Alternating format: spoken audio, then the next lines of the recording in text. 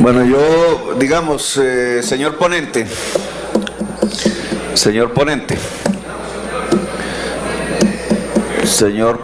a ver si me presta un poquito de atención. He tratado en medio de su discurso, que tiene una ideología que yo le llamaría la poesía de la empresa, una nueva retórica que se vende mucho en los bestsellers, en los supermercados, de encontrar los fundamentos de teoría económica. Usted lanzó algunos en medio de su intervención.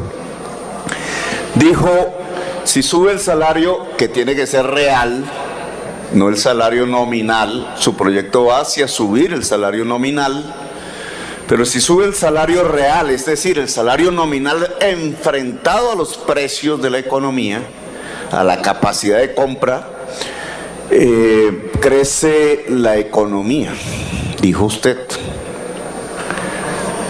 Subrayo esa frase que dijo porque es una especie de autocrítica de su movimiento político.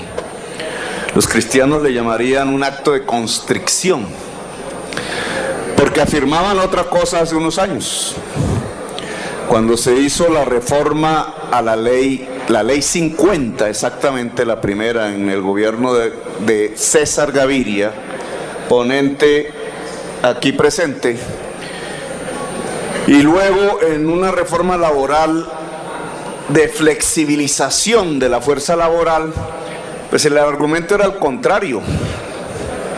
No ese keynesiano que dice que si aumenta el consumo se puede impulsar la economía, sino que si se bajan los salarios, que se lo acaba de encontrar al Partido Conservador, que en esto se pone a la derecha de ustedes, si bajan los salarios es posible incrementar la inversión y por tanto el empleo, etcétera, etcétera, que ha sido el discurso tradicional de la derecha. Es decir, que el incremento del salario real no tiene un impacto en la economía, dice la derecha, y por eso se centra en reducirle los impuestos al empresario. Aquí una segunda parte teórica, digamos, de su intervención, en medio un poco de la poesía. Usted muestra una empresa donde no hay un juego suma cero, donde todos pueden ganar, el trabajador y el patrón. El trabajador y el patrón solo ganan ambos si se reparten las ganancias de productividad.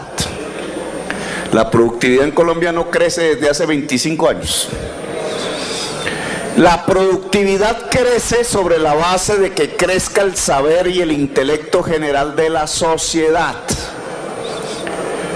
Lo que hemos hecho es retroceder en materia de saber, educación pública, educación superior, etcétera. Han recortado realmente los recursos y por eso no hay un incremento de la productividad, y al no haber un incremento de la productividad no hay un incremento del salario real.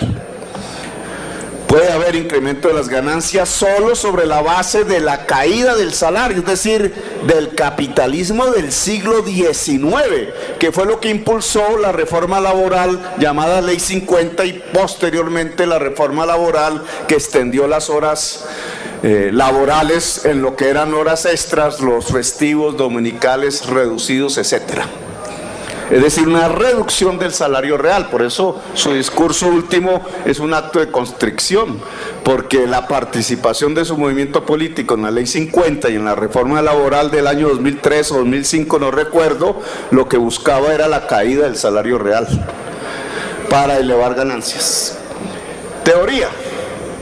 Eso no significa que no votemos a favor de su proyecto, significa que hay que subrayar las contradicciones de lo que usted está formulando respecto al pasado, la coherencia en la defensa de una serie de reformas laborales que lo que hicieron fue tumbar el salario real en Colombia. Pero propuesta, si su partido, no solamente usted, pasó a la tesis económica que una elevación del salario real lleva a un incremento del consumo y por tanto a una reactivación de la economía, que es Keynes, entonces habría que hacer otro tipo de proyectos de ley, porque habría que elevar la productividad de la economía colombiana y el salario real. La productividad se eleva si se extiende la educación en el conjunto de la sociedad. Y por tanto las leyes que habría que hacer aquí serían las del fortalecimiento financiero de la educación pública, incluida la educación superior y en buena medida la educación superior.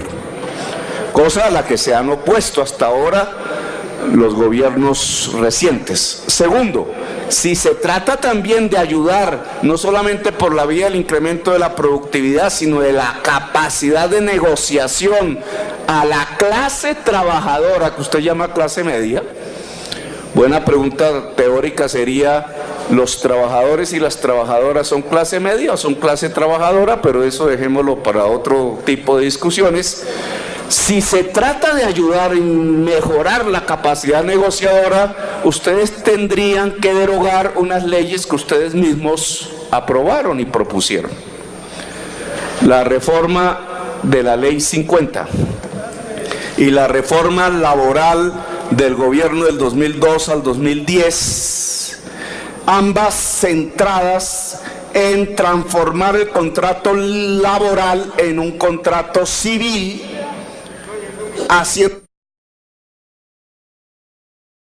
Termine, senador. Haciéndole perder a la clase trabajadora su capacidad de negociación para que ascienda el salario real.